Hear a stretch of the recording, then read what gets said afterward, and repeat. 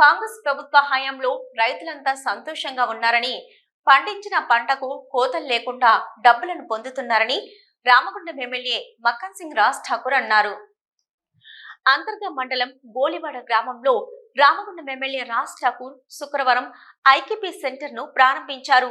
ఈ సందర్భంగా ఎమ్మెల్యే మాట్లాడుతూ, గోలివాడ గ్రామంలో చివరి ఐకేపీ సెంటర్ ను ప్రారంభించుకున్నామని, అన్ని ప్రాంతాల్లోని ఐకేపీ సెంటర్లలో రైతులను అధికారులు ఎలాంటి కటింగులు లేకుండా వడ్లను కొనుగోలు చేస్తున్నారని చెప్పారు. రైతులు సన్న బియ్యానికి 500 రూపాయల బోనస్ ను పొందుతున్నారని, కటింగ్ లేకుండా రైతులంతా పండించిన పంటకు మునుపటి కంటే అధిక రాబడిని పొందుతూ సంతోషంగా ఉన్నారని తెలిపారు. అంతర్గా గోలివాడలో ప్యాడీ సెంటర్ను ఈరోజు చివరిది ప్రారంభించుకోవడం జరిగింది.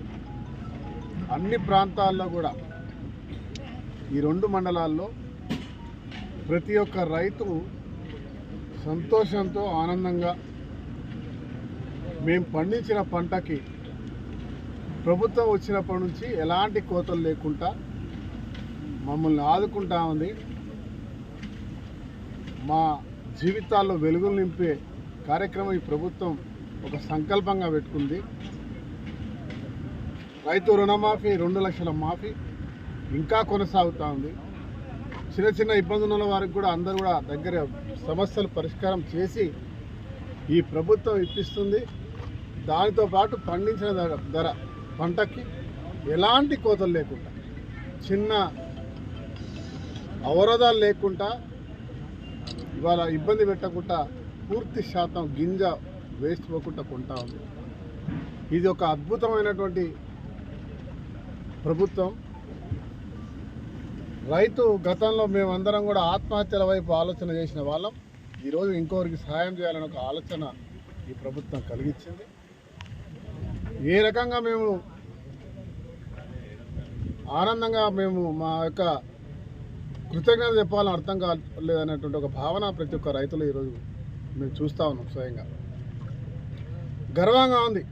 ఇచ్చిన మాట ప్రకారం రైతు ముఖాన చిరునవ్వు, ఆ రైతు కుటుంబం ఇంకొకరికి అన్నం పట్టే రైతు ఎప్పుడూ మంచిగా ఉండాలి, వారు ఇంకొకరికి సాయం చేసే పరిస్థితి ఉండాలి.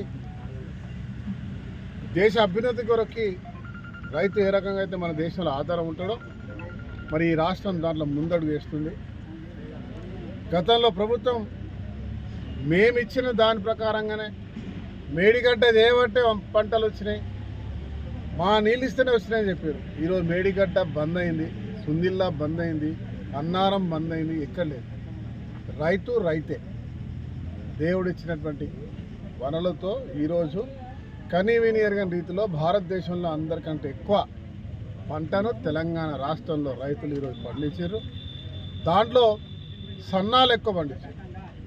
7 లక్షల పైన ఎకరాలు ఇలా సన్నాలు పండిస్తే ఒక 500 బోనస్ వస్తే ఒక్కొక్క రైతుకి 1 లక్ష పైన ఆదాయం వచ్చినటువంటి ఒక రైతు కూడా ఈరోజు మనం చూస్తూ ఉన్నాం.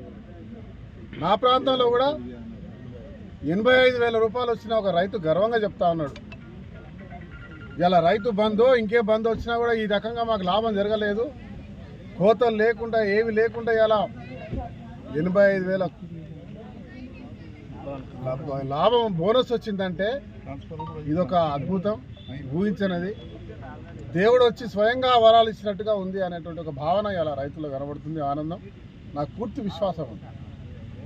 ఇదే మాదిరిగా ప్రతి ఒక్క మాటను ఇచ్చిన ప్రతి ఒక్క అంశాన్ని పూర్తి చేస్తూ ముందుకెళ్తా ఉన్నాం.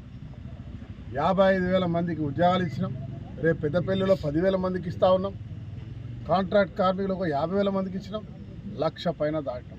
భారతదేశంలో ఎక్కడ కూడా ఏ ప్రభుత్వం కూడా చేయని పని ఈ రాష్ట్ర ప్రభుత్వం చేసింది.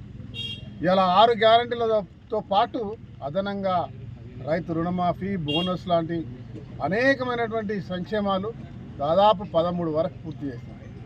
ఇన్ని చేస్తూ ఉంటే మతి స్థిమితం కోల్పోయి ఇలా కేసీఆర్, బీజేపీ ఈ రాష్ట్రం గురించి ఎప్పుడు కూడా పట్టించుకునే వాళ్ళు, ఈ రాష్ట్ర సంక్షేమం గురించి ఆలోచించని వాళ్ళు, రైతులను పూర్తిగా సర్వనాశనం చేయాలని కోరుకున్నటువంటి కేంద్ర ప్రభుత్వం ఈరోజు